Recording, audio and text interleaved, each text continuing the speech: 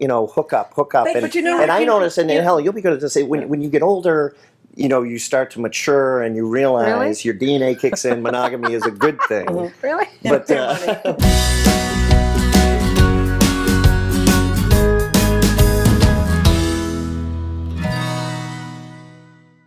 So we all know that the internet has changed how we look for love, but the question today is, has it changed what we want from love? So is there a correlation between casual relationships and the ease with which we find love online? So I actually believe that online dating can be extremely powerful tool in finding, a long-term committed relationship.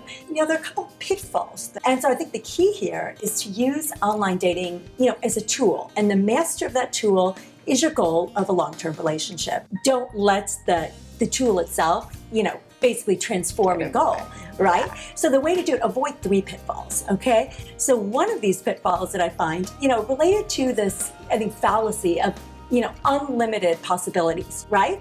So you go online and, you actually go on a great date. Come back from the great date and hop online again, right? See who else might be out there. That's very, very common, right? So this idea that it's really hard to pick one if you focus on that. Another one is... It's called cognitive overload.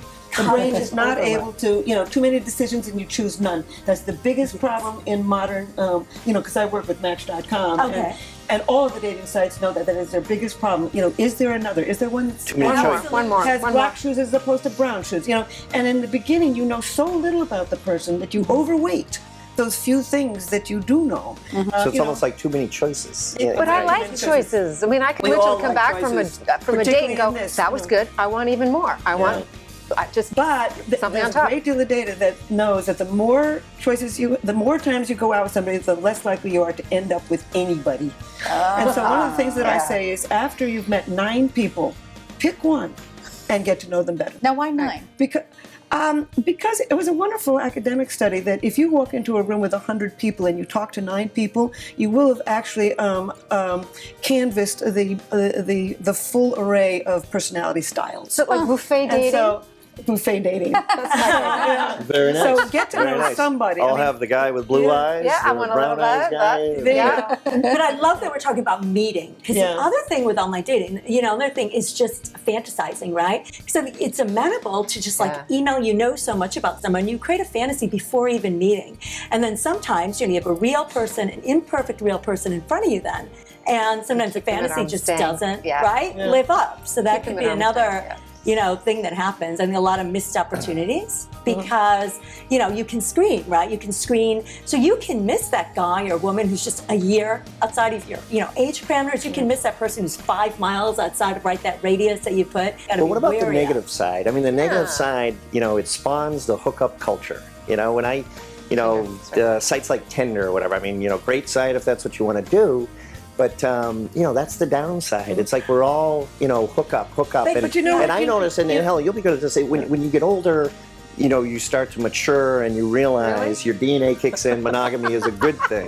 Really? But, well, not me, I haven't matured. When we ask at Match.com, and they've got about 20 sites, and we ask over and over what you're looking for, and less than 10% of men and women say, I want to just go out with a lot of people. It's amazing how earnest the people are on the internet and how they really are looking for a long-term partnership. Of course, it depends on the site you're on, too. Right. I mean, if you're on Tinder or whatever, that's a hookup, whereas Match and chemistry, or much more, I want, one person in my life. Yeah, but here's the thing about Tinder, too. Again, I'm going back to it's a tool, right? Yeah, I find it know interesting. people who, absolutely, and the way you go about it, right, with the swipe, I mean, it is somewhat more amenable, right? There's not a lot of investment in there.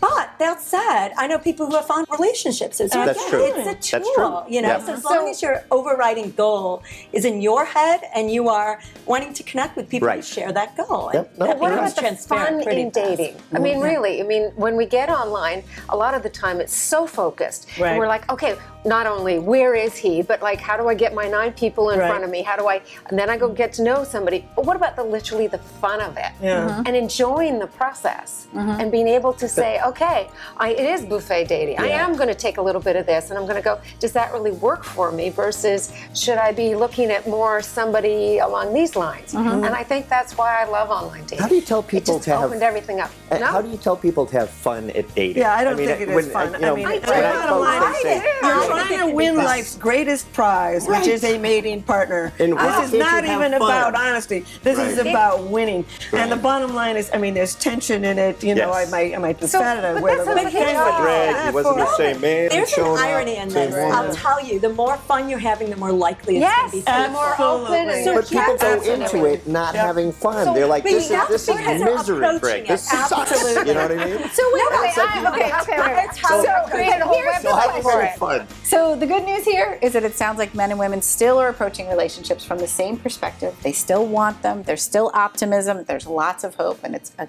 good thing for all of us.